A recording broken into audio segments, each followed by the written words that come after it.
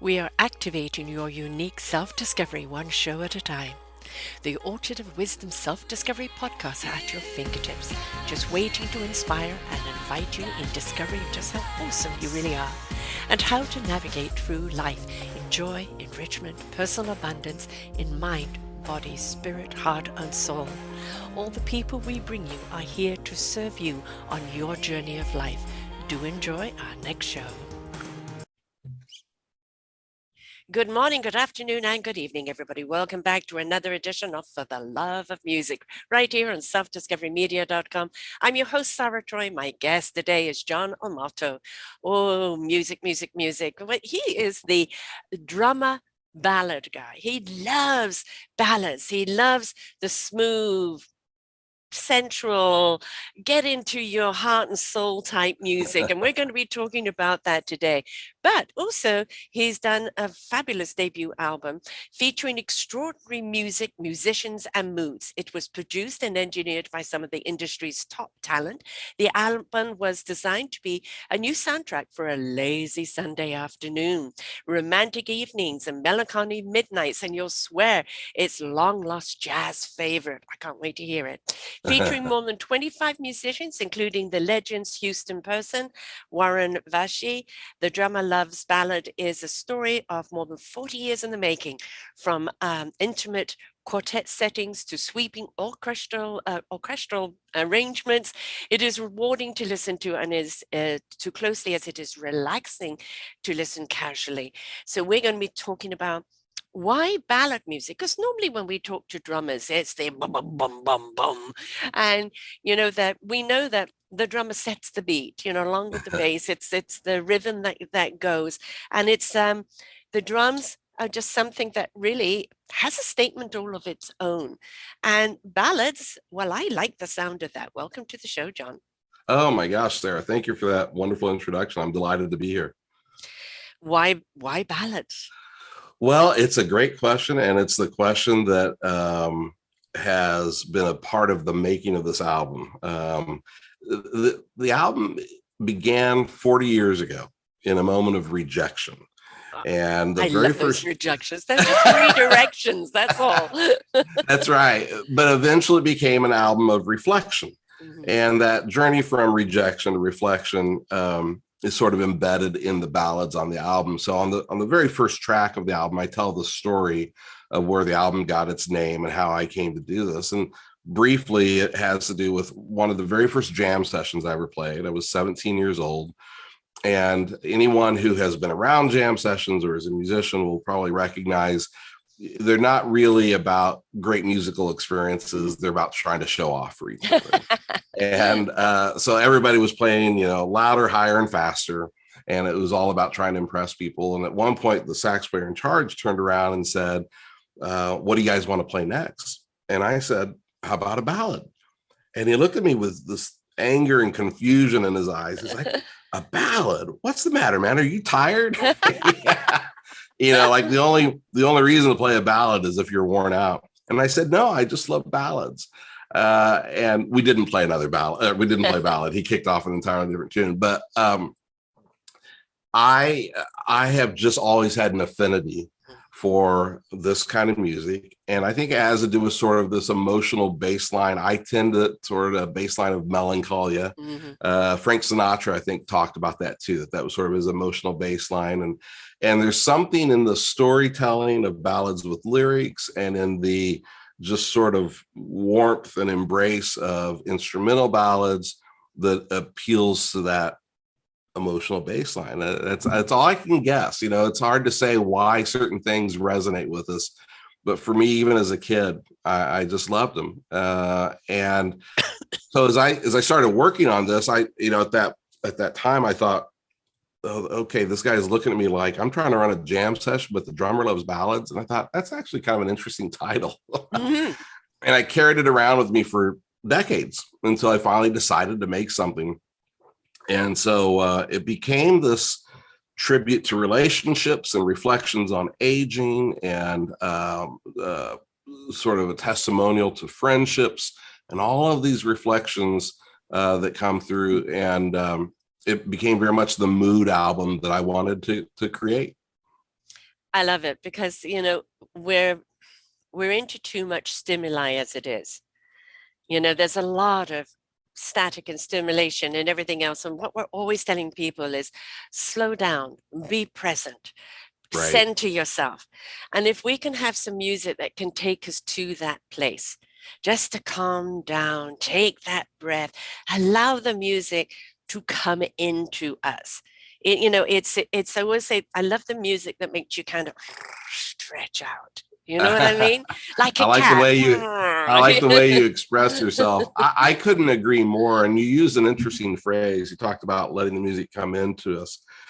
And I've sort of been fascinated by this idea that music doesn't just sort of exist around us, but to use a breathing analogy, for the musicians, we're sort of exhaling music. Yeah, it's literally true for horn players, but for any of us, we're taking this impulse within us and taking it out. As listeners, we're inhaling it. We're bringing it into ourselves. And in a very literal sense, I don't mean that metaphysically, but I'm just absolutely fascinated by the fact that music is simply sound waves, Yes. which is disturbances in the air. And it may be wide or small, it may be fast or slow, and that's what creates the sound itself. And it hits our eardrums. We literally have an instrument inside our head, which I think is kind of fabulous.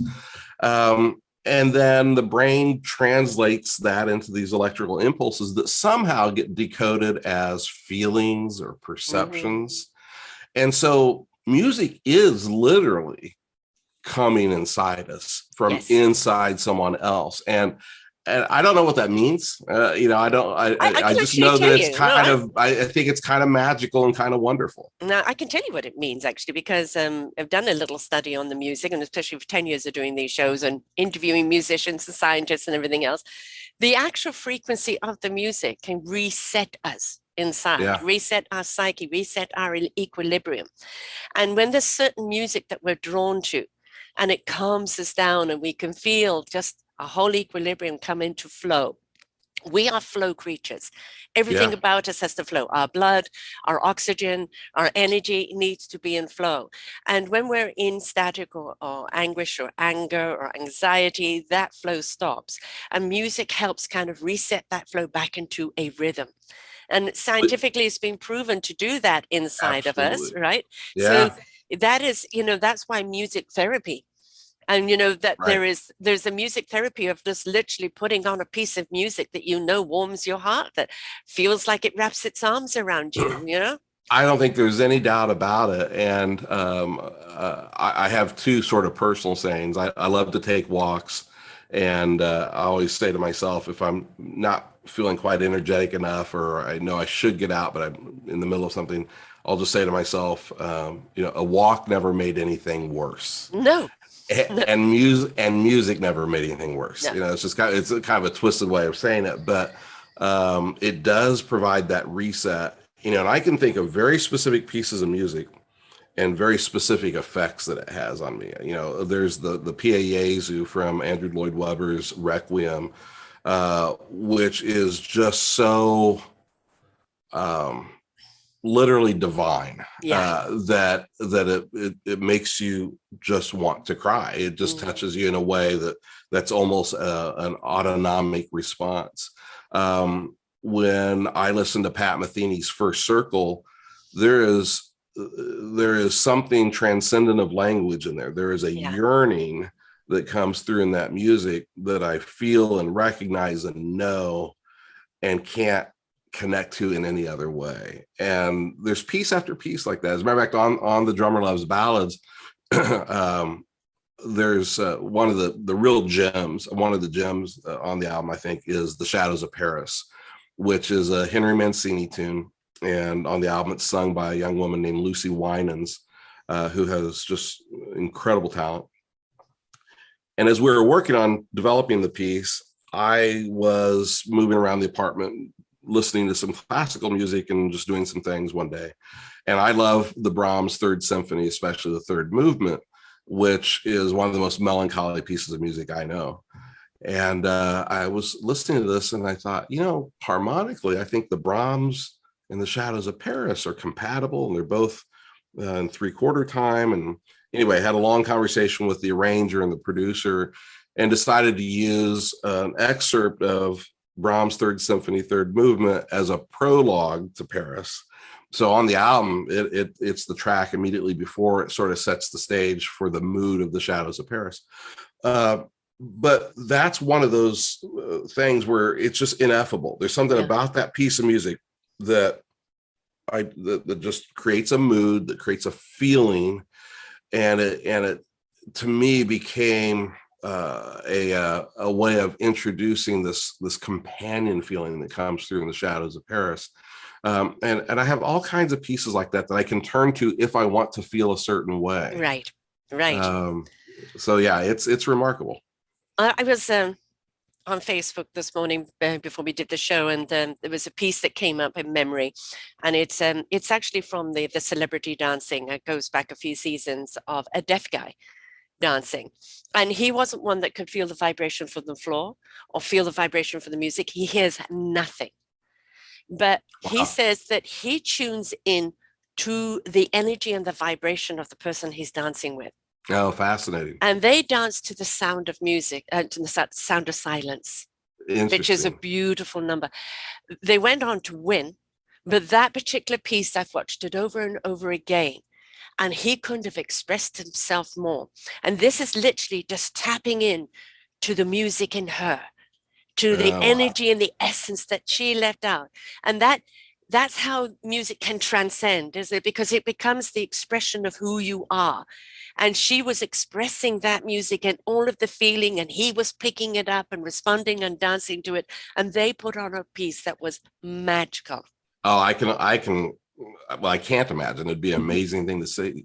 You know, you mentioned something that you trigger a thought for me that I've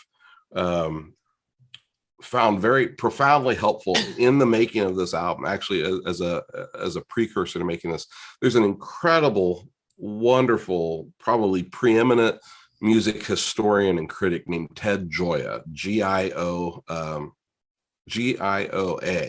I think is how his last name is spelled. Anyway, he's a prolific writer. He's written several books, and he's really just an extraordinary thinker. And he wrote a book called How to Listen to Jazz. And I'm going to paraphrase a quote in there, but at one point he says essentially that music, in this context, jazz, is a kind of polygraph, and that when played authentically, it's impossible for it not to reveal who you actually are. I agree. And I thought it was a wonderful thought. And one of the things I've struggled with, this is my first album. I just turned 58. I've been what's known as a sideman my whole career. Whenever the phone rings, you go and play, and you play whatever music is to be played. I'd not been a leader before. I'd not recorded on my own before, etc. And I had toyed with the idea of recording, but I thought, I'm not a flashy drummer. I'm not going to play impressive stuff. I don't have that kind of technique necessarily. But then I was reflecting on that Ted Gioia quote, and I thought, all right, well, but this is who I am. So I'm not going to try and be who I'm not to satisfy what I think, my ego demands or what other people might expect.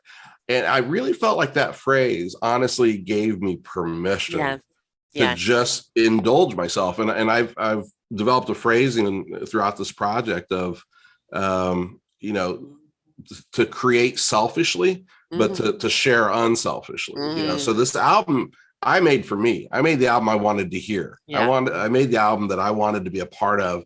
And then, I'm trying to make it as relevant and as accessible to other people. But this album is literally who I am. Your heart and soul.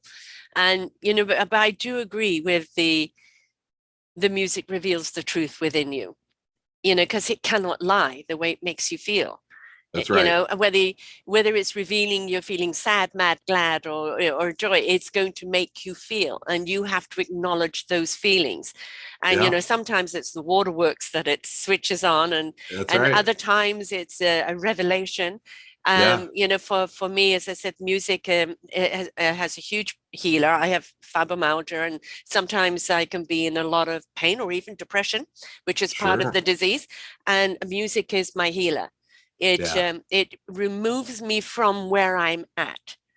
and it Yeah. takes me to where I need to go, and basically putting that equilibrium back, putting that truth back into the essence, right? And Yeah. that's really when you're playing, as you said, it's just sound waves out there, but it's the essence.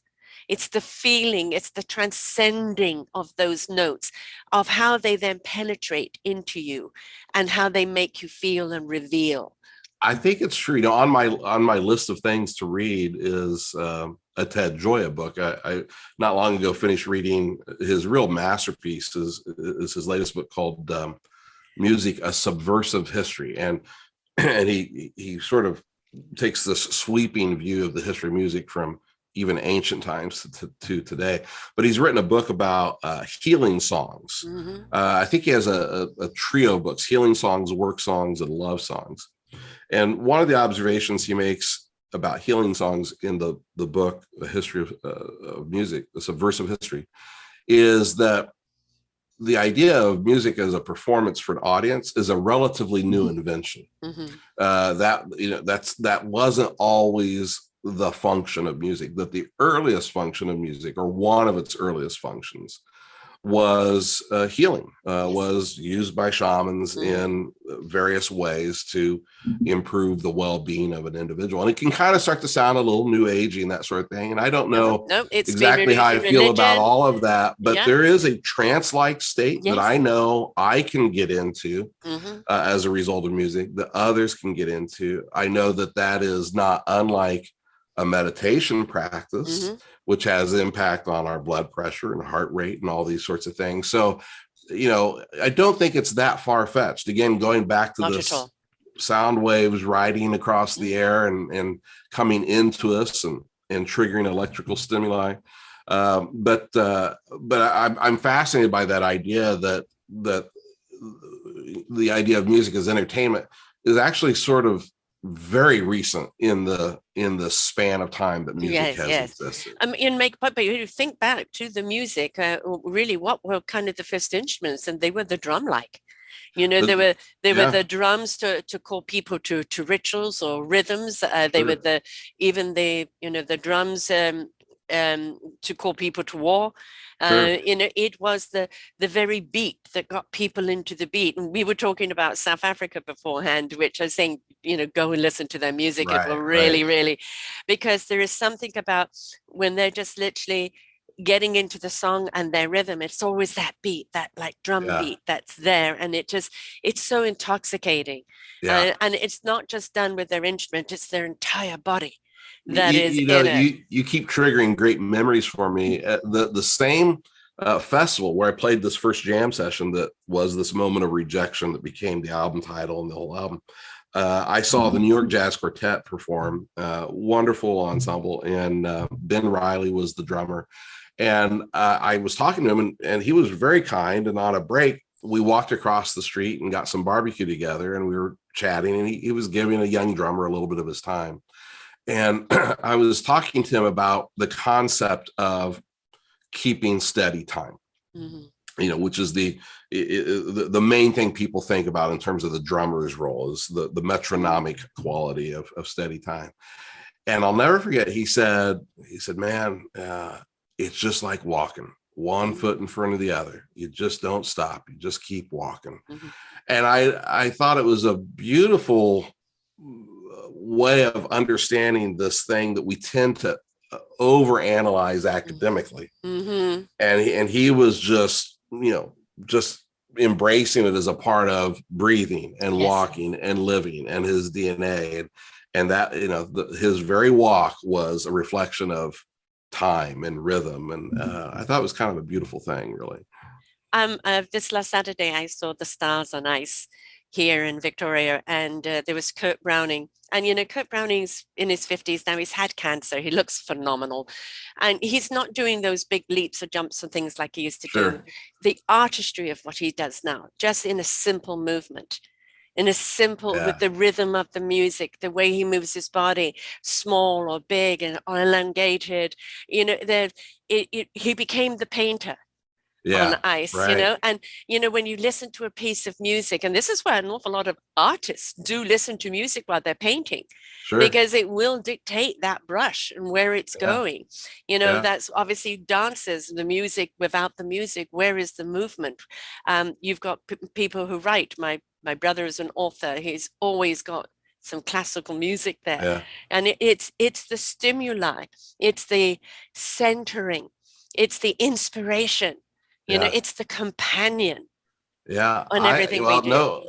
no complaint for me. I mean, I agree. And the observation about Kurt Browning is interesting to me because it reminds me of a sort of a running joke among drummers, which is we spend the first half of our careers learning how to put more notes in, and then we spend the second half of our careers learning how to take notes out. And one of the things that I love about ballads is the space and the room for the music to breathe. And it's almost a cliche. It's been said by many people, but it's the silence between the notes that gives them their shape. Yeah. And I love exploring how drums can whisper as well as roar. Yeah. And that space and that emptiness in between the notes is a part of the beauty that I like to explore. I'm just going to And so, apologize. I mean, I'm thinking about Kurt Browning, that was like taking some of Yes. the moves out, leaving room, Yes. and reducing it to its essence. And Yes. I think And that's floating over the ice, and Yeah. just transforming, the way that skating is perceived. Not all about the jumps and the leaps and things like. Right. The younger ones were doing that. He was bringing the artistry. There was a young Japanese girl too who was just phenomenal. She brought that kind of artistry as well. But I'm just going to apologize to everyone if they see some coughing and spluttering. I'm getting over bronchitis. You're getting over COVID. So if you hear us now and again, this is what's going on. And if you make me laugh, it's dangerous. I can't laugh without it turning into a coughing fit. But Right, yeah, unfortunately, that's true. But we're surviving, right? And that Exactly. we're thriving. And I'm sure music had a great deal to do with it. Yeah. There's a young guy I had on a few years ago, Justin Johnson, who's an American blues artist, guitarist. He plays a lot of 3-string guitar. People make him instruments out of spades, oil cans, and this and that. Interesting. Yeah. I think you would actually love his music because he's another elongated type music when he plays. He is the instrument. The two of them are inseparable. And it is the immersement into that instrument. When you see a player play their instrument and though they are at one, they are at one with that instrument. There is no separation of them. Yeah. You are the drums. Yeah, right? absolutely. And that's why I say it's always a guilty pleasure to interview musicians, because you know who you are from the soul, spirit, and essence of who you are. You're not in self-discovery. It is the truth of who you are. And so the music is in you. It is you. You are a part of it. You are the expression of it. Well, and when I think about it, it's the thing that has characterized my life, been a part of my life, accompanied my life longer than anything else. I just for some reason was always drawn to drums. Got toy drums for Christmas and birthdays and all that sort of stuff when I was a real little kid, and I was begging for lessons, and started lessons a week after my 8th birthday. No teacher would take in our area would take a student younger than 8. I've had other hobbies and passions and interests, and in fact, I have a day job. I have a full-time career as a communications consultant with a PR firm. But music is home base. Yes. When I first and foremost think about identifying myself through something I do, my first level of identification is I'm a musician. Yeah. As you said, you have a day job, but you are a musician. Right. Yeah. Right. That's the thing that we want people to have in whatever their chosen career is. You shouldn't be going to work. Right. Yeah. Right. Absolutely. And it is something that you do because it is you. Right. Yeah. Absolutely. And I have a recurring conversation with a mentor and dear friend of mine, a man named Charlie Minghini, Dr. Charles T. Minghini. He's the retired president of Vandercook College of Music in Chicago. And prior to that, he was a public school teacher, and he was my high school band director. And we've known each other since I was literally, what would that have been, like 13 or something like that, so forever. And he's one of those people we've all, or I think most people are fortunate at some point to have somebody who believes in you more than you believe in yourself. He was that kind of teacher and that kind of friend.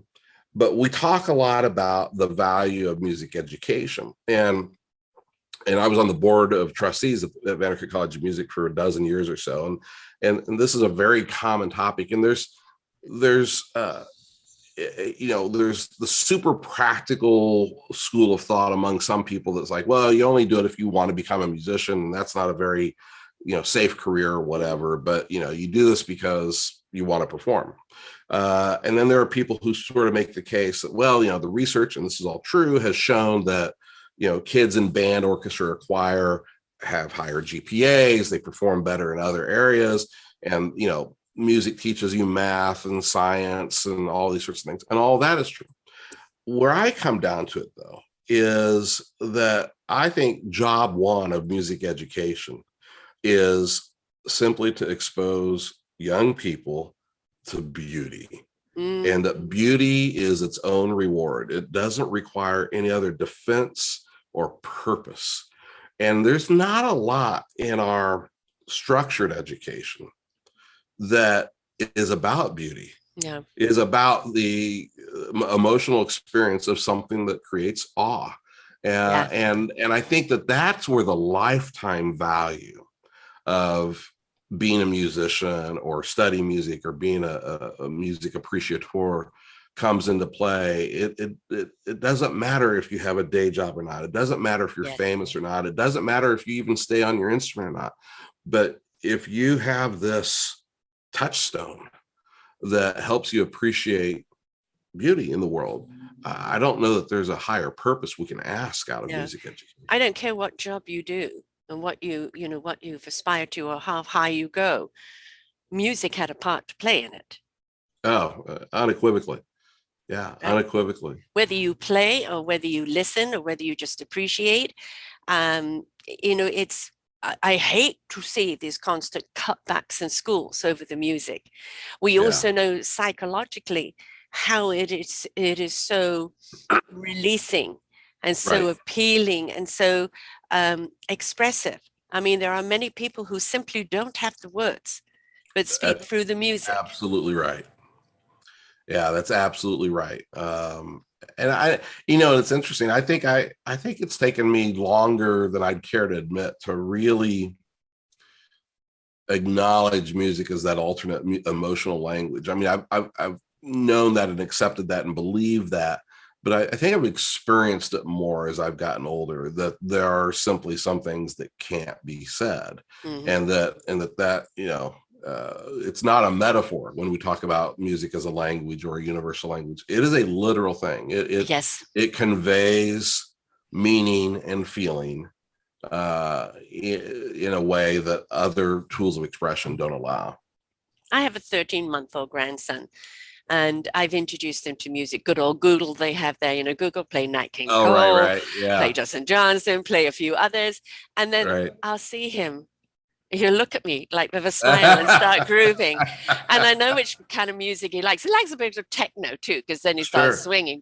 But I noticed that little rhythm in his body. And I bought him the bomb, the tone bong thing that they play, right? And there was a little small one, and it makes beautiful tones. So it's not like kind of giving drums to a parent, which generally is like, what have you done? And it has beautiful tones into it. But as I said, when he's upset, play it to calm him down. The tones just resonate out or invite, and he likes to play it. Sometimes he plays it with his hand. Plus he plays, any other thing, but he's got the music in him. And as grandma, I'm going to make sure that it comes out of him in any way.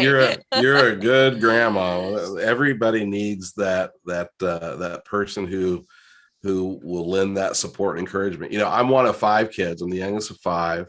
And so we had a busy household and plenty of just sort of noise and activity going on.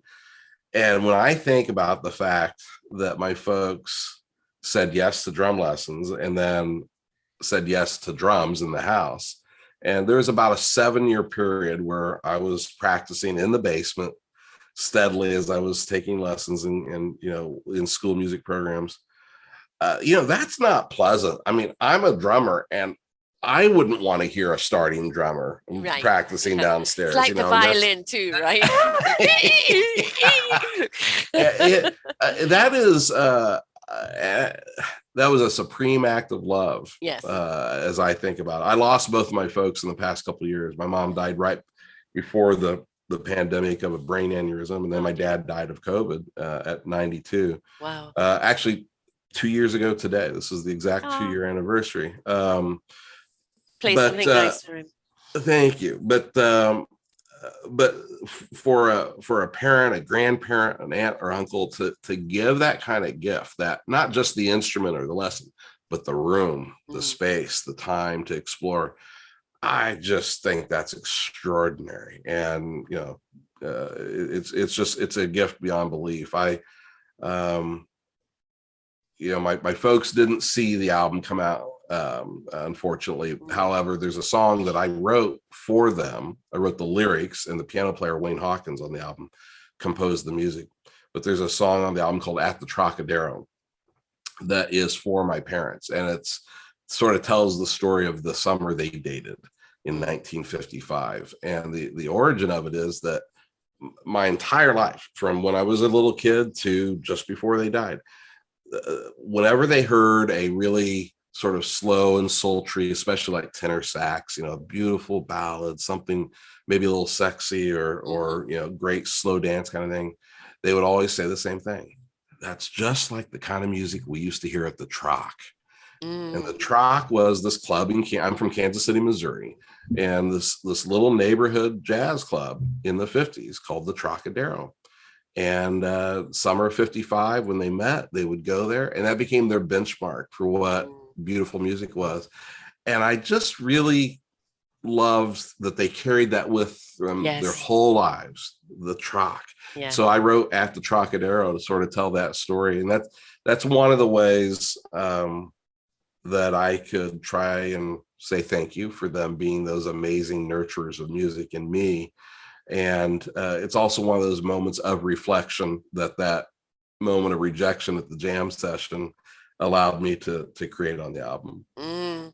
I never worry about rejection. It's always a redirection. Yeah, it's true. I didn't grow up with music. I mean, my brother played the piano. I tried. I didn't know at the time I was dyslexic, so I just couldn't read the music. And I got a melodica, and every time I brought it up, my dog would go and hide and put her paws over her ears, because I played it so badly. And of course, as an asthmatic, what am I doing playing the melodica, right? So yeah, you didn't make it easy on yourself. And I did not. And the thing is, I wanted desperately to play the music, but for me, it came out more in dance. And so, actually, in South Africa, I introduced my brother to a friend who'd just come from England, and they started the first mobile discotheque there. Oh, wow. And then I was involved in the second mobile discotheque and go play at parties and things like that, which was just heavenly, except for packing up all the loads of records and the speakers that look like coffins and all of that at the end of the night. It was just an incredible experience for a young person. And music is, it has become a central part of my life. And I wish I could play. I do really wish. But I have found that although there are some beautiful words out there, it is the music I'm listening to. I know some people, it is the lyrics that speak to them. But for me, it always is the music. And that's a really interesting topic. I've to be honest, I have wavered over the years. It's odd. I don't know why this is the case, but there are certain pieces of music where the lyrics are central for me. And then there are other pieces of music I love, and I realize like I've been listening to that tune for 30 years and I never paid attention to what it actually said. Right. And in my alter ego, the other parts of my life, I'm primarily a writer, and so I have a love affair with words, and I have written lyrics to songs. But like when I think about Here's to Life, which the Shirley Horn recording of Here's to Life is one of the most moving things I've ever heard. And it's an extraordinary view from maturity. It's a person who has traveled quite a path in life, and probably has fewer years ahead of them than they have behind them. And thinking about that, me too. And when I listen to Shirley Horn sing that song, and this is testament to her as a vocalist, and as well as the quality of the lyrics, I hang on every word. I'm listening to an extraordinary story, and it just moves me so much. And the music is gorgeous as well. But for some reason, there are other pieces where it may be the rhythm that captivates me, or it may be the melody that captivates me. And it tends to not be any one thing, but I honestly sort of chastise myself, because there are times where I think, man, I should know those lyrics better than I do.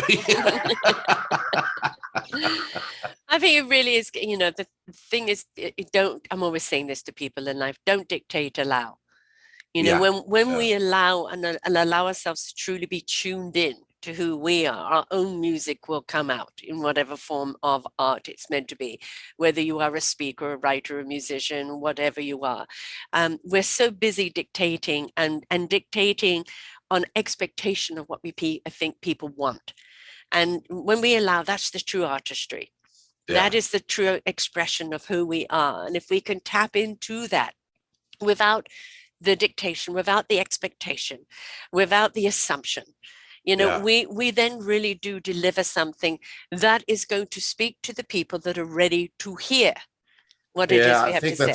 Those are wise words, and it's a sentiment shared by my extraordinary friend and producer on the album, John Cushan. And John and I have known each other for 30, 40 years. I forget how long, because it's been forever. And he's a world-class drummer. He's the drummer for Alita Adams, who many people will recognize as an extraordinary singer who had a particular hit with a song called Get Here in the 90s. They've toured the world together, and he's her drummer and her husband and her road manager, and they're both incredible friends to me. And as he was taking me through the process of recording this album, there would be moments where I would talk about, I want people to feel XYZ. And he's like, you aren't in control of that. Exactly. And it was so useful. And he was so wise in guiding me in talking about, you can only control what you do. You can't control how other people perceive it. Right. And you're going to have to just trust it. And the amazing thing is, I'm a bit of a control freak. And so at first it was, I really wanted to try and ensure an outcome, which is impossible. But then it becomes liberating, because now I can, it's kind of a permission to be selfish in a way, to put another spin on it, which is like, I'm only going to worry about what I can do and what I like and what I feel, and I'll put it out there. And this is for whomever finds a little bit of beauty in it. And if somebody doesn't, then it's not for them, and that's okay. That is the actual crutch and key to everything in life. All you can do is saying, like with these shows, I put them out there. They're not everybody's cup of tea. If you're a 5-10 minute attention span, you're not going to get anything out of my shows. We unravel the music, the onion, as we go, and more depth comes out in the show. So we have to realize one size does not fit all. It's going to hit the person who is ready for it at that time. It's going to speak to them then. It's so true. And the liberating aspect of that was, I think, key to the creativity and quality of what emerged in the recording sessions, because John and I had this conversation very, very early on in pre-production about what I wanted to accomplish and what was within our control and was not, et cetera. And so we didn't force anything. And when I think back on the sessions, they feel my recollection is very, a couple moments where maybe I had some anxiety or a little tension is around my own performance usually. But for the most part, It was, let's try this. Mm-hmm. And there were a couple of moments where I uncharacteristically was willing to let go early, and that was good. We were doing an arrangement. There's a tune on the album called Poinsienna, which Ahmad Jamal, the wonderful piano player, made sort of his signature tune throughout his career, and has a very distinct, on the original recording, very distinct drum pattern. And I was trying to do a variation on that. And we did a couple takes on it, and we all kind of shook our heads and said, this just isn't working. Mm-hmm. And I basically said, you know what, let's just not force it. Let's just walk away. I'm going to let it go. That's fine. So we don't do that. A day or two later, or in a future session, I had a spontaneous idea of, hey, what if we revisited that tune, but entirely different feel, different beat? What if we do it as a shuffle rather than as that Latin New Orleans second line thing? And thankfully, the quartet, these are all just wonderful players. And they're just like, sure, let's try it. And we tried it again with a whole different vibe. And it worked. Yeah. And that willingness Yes. to not force. Yes. Which again is uncharacteristic of me, because I have a tendency to just keep trying to make things work the way I want them to work. I want that square peg in the round hole. Yeah. It's like you're in my head. It's exactly right. But that was an important part of this process, the willingness to let things go. And in fact, that even translated to personnel in one situation. Everybody was extraordinary, great performers, very well prepared, very flexible in the studio. I was going to take a chance on a young vocalist, and brought him in to do a tune, and it just wasn't going well. And this individual hadn't really prepared as they should have, and there were some other problems. And back to John, producer and friend, and we conferred on a break, and he basically just said, thanks for your time, Yeah. and we've got what we need. Yeah. And we just said, yeah, this isn't working. And in another stage of life, I probably would have churned another 3 hours trying to make it happen. But I think that ability to allow, Yes. to use your words, was characteristic of this process, and hugely important to its success. And it's a huge testament to John Cushon for inculcating that in the mood of the project. Well, the thing is, you'd already kind of set your tone, and you don't, even though the numbers may be different, there is a thread, a tone of what it's going to be, and you can't suddenly go out of tone. That's very well. It's very, very true and very well said. Absolutely. Yeah. I mean, and that's when somebody's listening to something back to back, listening to the whole album, you want to take them through an experience that transcends or pauses or holds a moment and then leads into something else. You're giving them a dance, whether it's within or, the feet are actually moving. And you don't want to suddenly cause an interruption of something that's off sync. Yeah, it's so true. And one of the goals I had for myself, and this gets into that gray area between expectations and control and that sort of thing, but was I wanted to do something contrary to every trend in music today. I wanted this to be a unique, full album listening experience where you trace a journey from beginning to end. It's 63 minutes of music. It's a long album. It's 16 tracks. Perfect. But some people a drive home, right? Well, exactly. And I used to just love, as I said, I'm 58, so I grew up with LPs, and I would want to put on, an album and listen to it all the way through. Yes. Today is all about playlists and shuffling and singles, and there's very little continuity, and there's impatience in listening. And this was a part of my conscious decision to say, this is about passion, not profit. I'm not making this for other people. Mm-hmm. I'm making this to offer other people, and hopefully embrace it. And some of the most gratifying moments I've had have been when people have told me, not knowing that was my goal, that's been their experience. A drummer friend, a music educator who I admire so much, a guy by the name of Kevin Lepper, he sent me an email and he said, because I sent him an advance copy and to get some reactions. And he said, I kept trying to reorder the tunes. I kept trying to think, is this the best sequence? He's like, there's no other way to listen to it. This just, it flows one into the next. And then another friend of mine who I was in a band with at Disneyland in 1986, we were both a part of the All-American College Band, which was a summer-long experience for college musicians. And he's a professional Nashville studio musician today, a guy named Jimmy Bolin, and just an incredible musician and a wonderful guy. And he said, hey, look, I'm going to be honest with you, man. When I sat down, I thought it's another friend's CD. I'll listen to a couple tracks and it'll be nice. He said, and I didn't have that much time. I was, I had someplace I had to be. He said, I couldn't stop listening. Each track took me to the next. I listened to the whole album. And those things mean so much to me. And I guess I'm being a little self-indulgent, but that's the kind of experience. That is just a parent's pride. You've put out a child. Thank you. That's right. That's right. I actually tell people I don't have children. I'm being an uncle is one of my favorite things in the world. I've got 14 nieces and nephews and grands. You didn't need children. You've got plenty there. Yeah. But I tell people this is what I did instead of sending a kid to college. Yes. Yes. This is what I chose to do with that money. But to have people relate to the album in a way that I had hoped they would has been extraordinarily gratifying.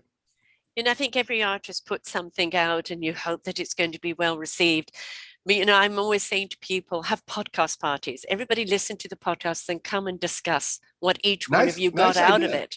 Because everybody's going to get something different out of what they've heard. And when you put it all together, wow, now you've kind of got the album of the story, right? Yeah, that's a great idea. And I think that it's the same with music. It's going to hit them at a particular time that they needed this or they needed that, or they felt this way and they needed to feel that. And they could listen to that same number another day and feel something different. That's the beauty of music. You can listen over and over again. I've got the go-tos that I go to when I want to feel a certain way, because I know the music's going to do that to me. And I'm like you, when I play music, I just want it to keep going on and on and on and on. I hate things coming to an end. I like it transitioning into something else that's going to keep the feeling going. And especially while I'm editing in my shows and things like this, I love listening to the music so I can do the mundane part. And it just takes you off somewhere else altogether. And that's the beauty of music. It transcends time.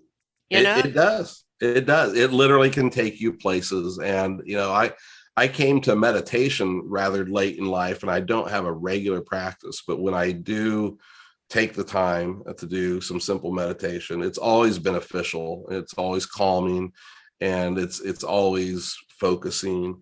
And when I get into that flow state with music, it's identical. It takes me. But the music is meditation for me. Yeah, it is. Yeah. It is. I mean, if I'm playing the way I should play, meaning without ego and over self-consciousness, just when you play from your heart and soul and not your head. That's exactly right. It's a flow state. Yeah. Time stands still. I can't. There's no room in my mind at that point for the distractions that normally cause the anxiety and the self-doubt and all these sorts of things. And so it does serve this wonderful purpose that is a lot like a meditative state. Having done these shows for a long time, when I first started off, I'd had more the 40 plus people, and now I'm getting more 30-year-olds and even more the late 20-year-olds. And the delight in what I am seeing is that the 40, 50s, 60s, we know that the nectar of life is in slowing down and savoring. Yeah. We've learned that. Yes. For young people, it's all about hurry up, rush, let's get it done. And they're taking the leaps and missing the points. Yeah. Right. But now what I'm seeing in the early 30s, even late 20s age group of people that kind of, I was rushing through life and I was missing everything. And they realized the gift in slowing down and being present. Yeah. And music will make you present. It absolutely will. And you said something earlier about having go-tos and favorite pieces of music because you know that they'll take you to a certain place. Something I've been thinking about recently that I just kind of find intriguing is that we have this relationship with music, like a particular piece of music, let's say, that actually has different stages of life itself. So, I can recall the first time I heard Pat Metheny's First Circle, and sort of, there's only one first time for those kinds of experiences, and just being in awe of what it did to me and what I was hearing and what I felt. And then you go through this sort of next phase where, wait a second, did I really hear that? Did it really do that? And you listen to it again and you start to listen deeper and get to know it better, and you're sort of exploring it, and it keeps delivering that same response. Yeah. And then eventually it becomes an old friend. Yes. And now you don't get that newness, but you get the revisiting. You get the companionship. The familiarity. And so you get this maturation over time of your relationship with a particular piece of music that just keeps bringing value and comfort. Probably the music I've listened to more than any music in my life is a Dave Brubeck recording called Jazz Goes to College from 1954. It's a live recording. He sort of invented the college tour for jazz musicians. That was a big thing.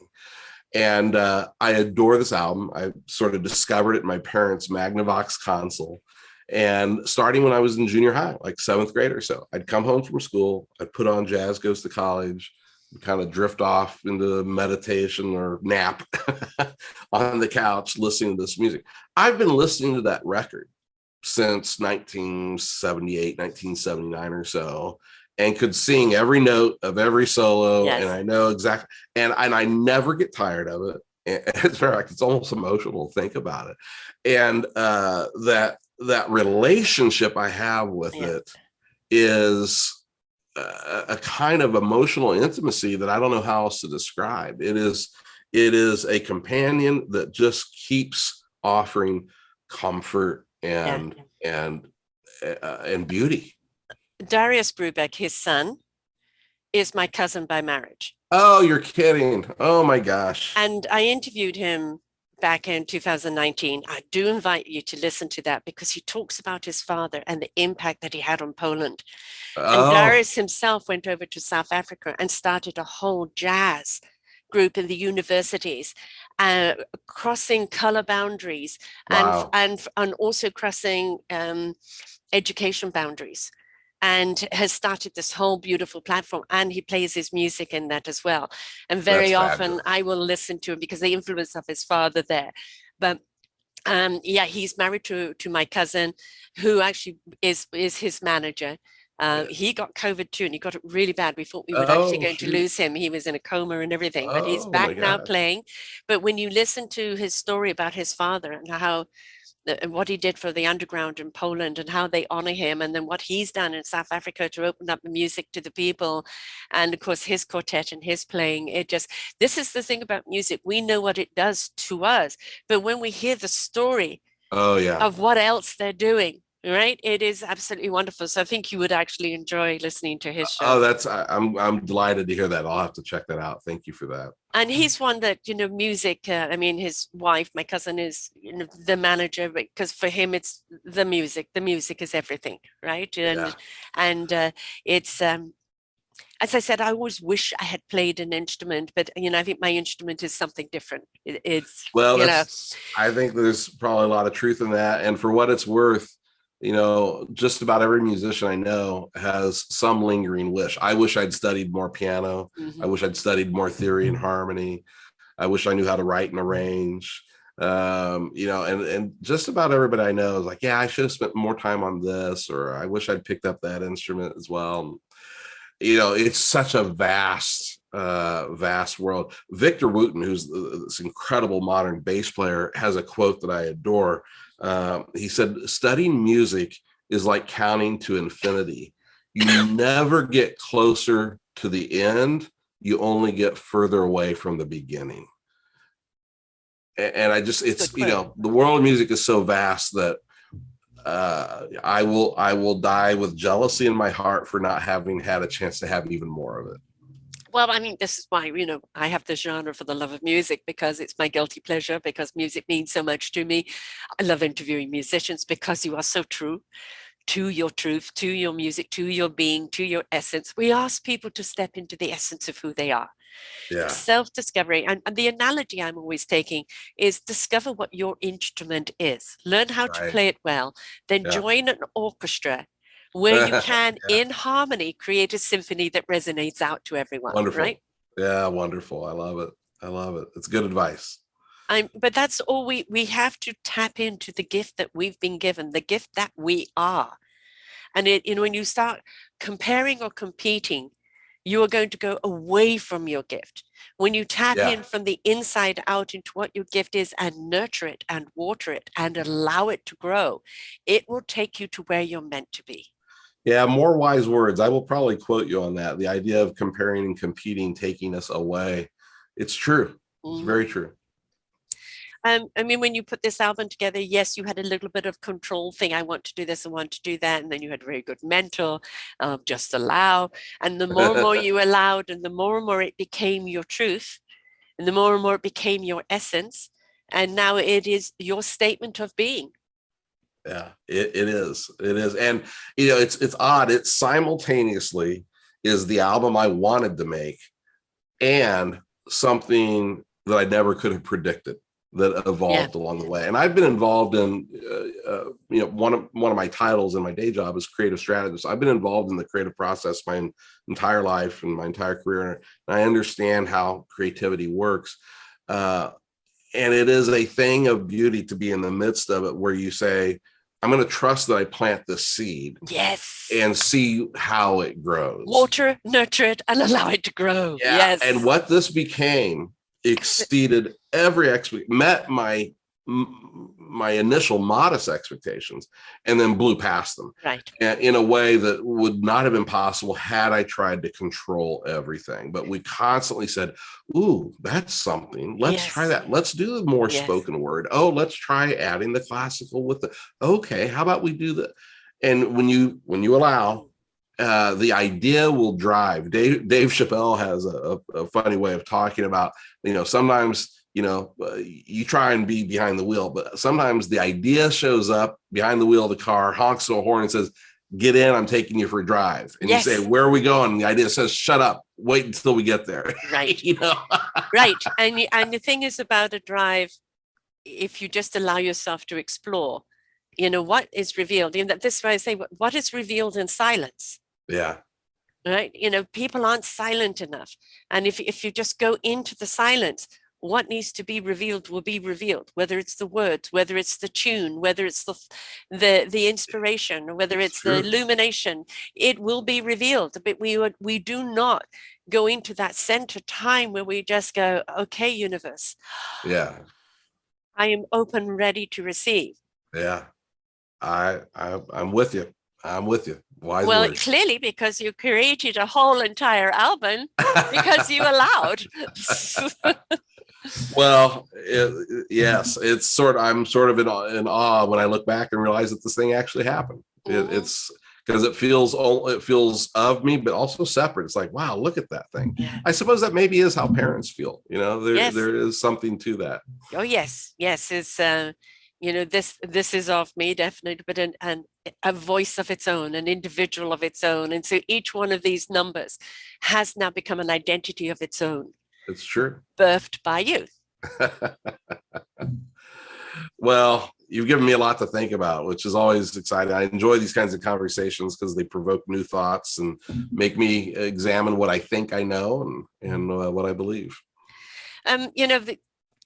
When we're in industries that are always asking us to be creative and on the ball, but within the budget, and you've got the parameters of this and that, it restricts the creativity. But when you actually allow creativity to inspire you, and you take that journey of inspiration, and inspiration begets invitation, and then what comes out of that is illumination, then it transcends any dictation of what you thought it should be. It's true. And one of the things, I had the benefit of modest expectations, but also no deadlines. There was, Yeah. I didn't have to deliver anything for anybody. We took our time. Yeah.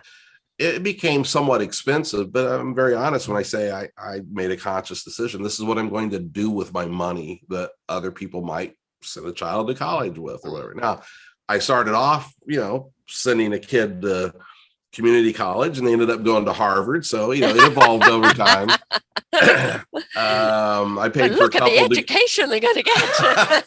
I ended up paying for a couple of degrees that I hadn't planned on, I think, but no, I'm really, really fortunate. And there's an inherent irony, and I think sort of sadness for me in that full-time musicians who are working 100% at their career are typically not compensated in a way that gives them the kind of budgets to create slowly with and to indulge some of their experimentation. The benefit of a day job, while also being nearly a full-time musician, was that I had resources that allowed me to experiment and take my time. Yes. And it makes me feel almost a little guilty at times because, I have a phrase, it's not who should, it's who does. Yeah. But I do think there are incredibly talented, genius musicians who don't have the luxury of doing a project the way I was able to do a project. Right. And I'm just so grateful that I was able to indulge my passion in the way that I did. I had Greg Albert, a saxophonist, on, and he'd been in the business over 30 years. And, to be a working performer, literally from one gig to the next, and it's the same with actors. It's the next gig and the next gig and the next gig. You're always out of work. Right, exactly. And it's you're always looking for the next job. Yeah. And it's, you don't know what is coming.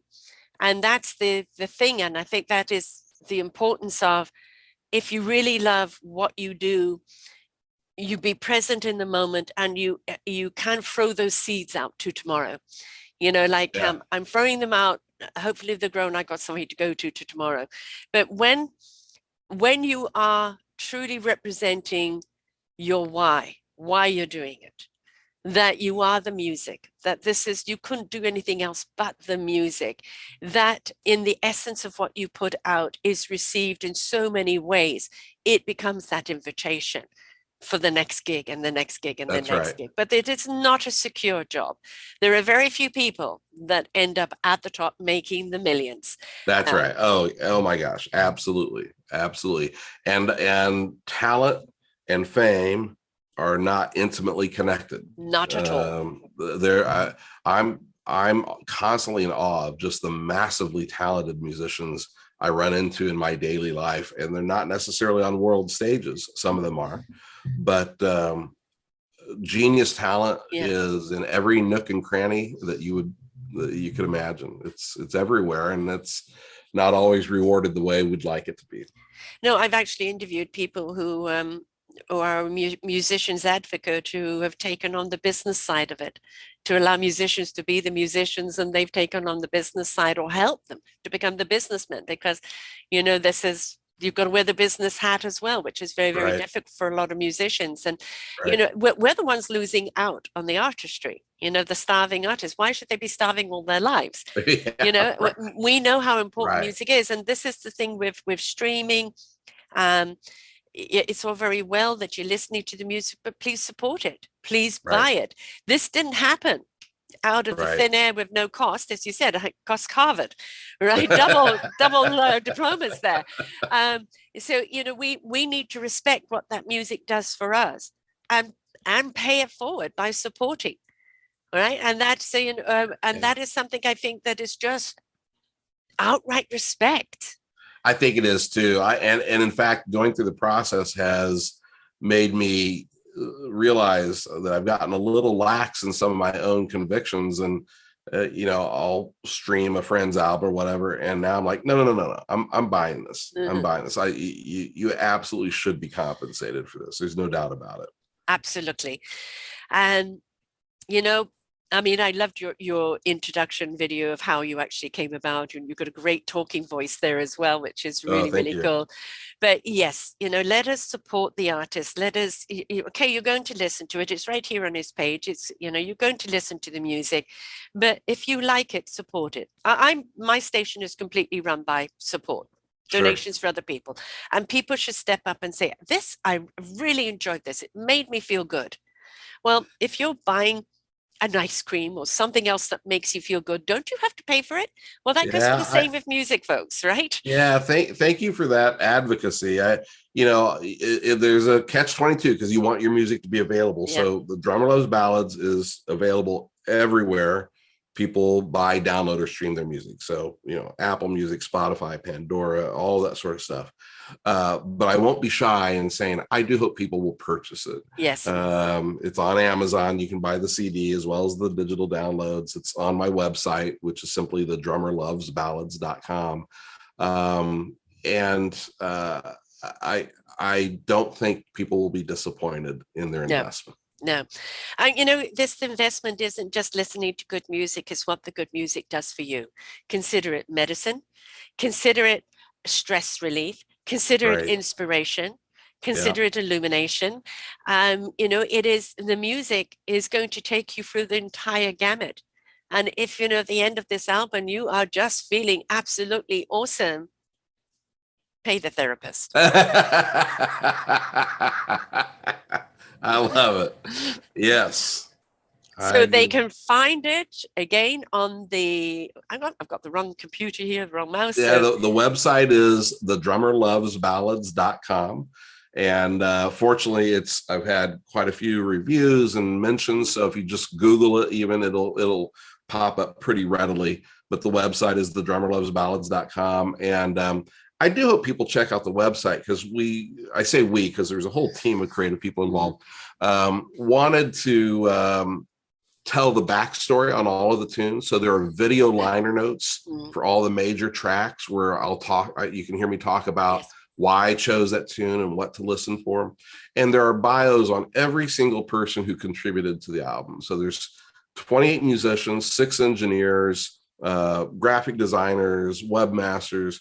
There's better than 34 people that help bring this to life. And very often it's just the name artist or the headliner or whomever that gets any credit. And I want everyone to know who everyone is. So look at the bios, watch the liner notes. I think there's a lot of rich content on the website that people will find interesting. You can buy it. There's a cocktail booklet that's a companion booklet that we put together let's talk for about fun. that. No, that you were talking about this before the show, which I think is absolutely cool. Having the cocktail for the number. I mean, that's fantastic. Yeah, it was just a fun idea. So one of the lines I wrote in At the Trocadero, which we were talking about earlier, is cocktails and jazz, that cool 50s craze. And I got to things like, well, that kind of suggests an interesting little option here. And I have a colleague at work who is a mixologist. And I said, hey, Amanda, if I gave you some tunes to listen to, how would you feel about choosing some to inspire a cocktail? Well, she loved it. And so there's 5 custom cocktails inspired by different pieces off of the album. And the booklet is a beautiful kind of retro design. So it's available for sale only on the website. May I ask what it's under? Because I'm looking at your site right now. Where would they find the cocktails? So if you go to the shop tab on the website, and then actually I'll have to look at it myself. Right. Yeah. So then the Drummer Loves Ballads comes up. The CDs, MP3s, and waves, so people can download it or buy it as a CD. And here's the cocktail and jazz, that cool's 50s craze. Fantastic, wonderful. Yeah, it's fun. I think people who enjoy cocktails and music, cocktails and jazz go together. Yes. I had Amanda would bring over her work in progress for me to taste try, and I enjoyed sipping her creations as they came along. There's an incredible martini in there, the Moscow Mule we called the Midnight Mule, or the Moonlight Mule, which is in tribute based on the song Moonlight. And my buddy John Cushon would always make me a Moscow Mule at the end of a work day. So when I'd go to Kansas City, I live in Sacramento now. I'd go to Kansas City and we'd be in the studio doing pre-production. We'd go back to his and Alita's house and he'd make me a Moscow Mule. That's my go-to cocktail. So we had to include a Moscow Mule. Anyway, there's a lot of fun stuff in there, but also go to Amazon. The CD is available there. Please leave a review if you like what you hear. Helps other people find what they might like. So yeah, I hope people check it out. It's been a joy to create. This music supports you, so I hope people support. I mean, this music supports others, so I hope people support you. Thank you so much. Gratitude, because you know, we know exactly what music does for us, and it really is something that's really quite. It's like a good deep breath. You know, and just something warm companion, something that just can uplift us or guide us, or, you know, just damn well make us feel good in any which way. And if you feel good for the result of his music, support. And what a fantastic gift to give to someone for a birthday gift. You know, you've got the summer coming up, some cool jazz music playing out on the barbecue, cocktails to the jazz thing. What a great conversation and a party thing to do, right? So buy your host ahead of time, the jazz and, the cocktail book, and say, I expect some of these cocktails at the party with the music, right? Or host your own and have it, right? I mean, Sarah, I couldn't ask for a better advocate or compadre in sales. So thank you for all of that. My pleasure. And of course, you're on LinkedIn, but it's under your name. Now, will you spell your name for the people that are listening, please? Sure. So it's Armato, Armato. First name is John. So there are a surprising amount of John Armatos out there, and an even more surprising number of John Armato musicians. So you will bump into occasionally a lute player and some other musicians by the same name. But as far as I know, only one drummer, and certainly only one drummer who loves the ballads the way I do. Right. And of course, you're on Twitter and you're on Facebook as well. That's right. But go to your site, get the CD, get the cocktail book. Great presents to give out to people.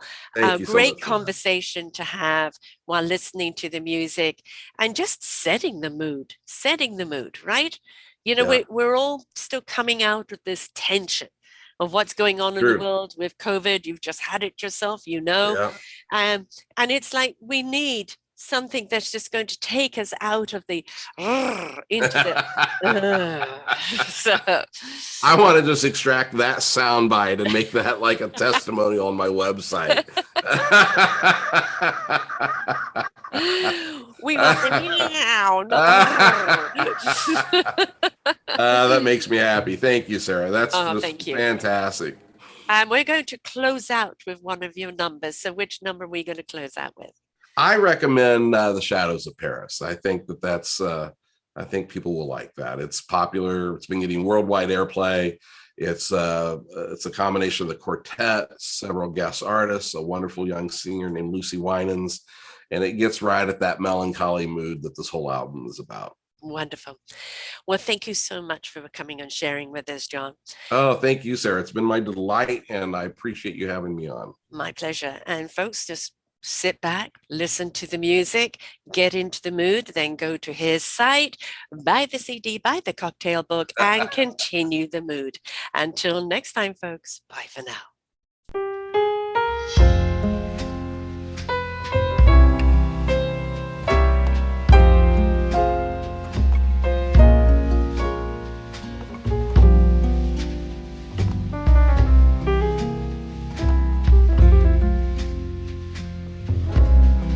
Why must we meet in the shadows of Paris, where hardly a star seems to shine? Why can't we meet in the sunlight of Paris, where Paris can see?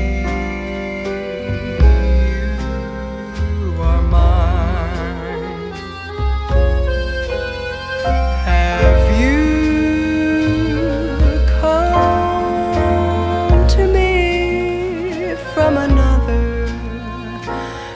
whose lips you have tried. Do you still belong to another? Is that why we hide? Why am I cold in the sunlight of Paris, where laughter and songs fill the sky? Why am I warm in the shadows of Paris when I know that dawn means goodbye?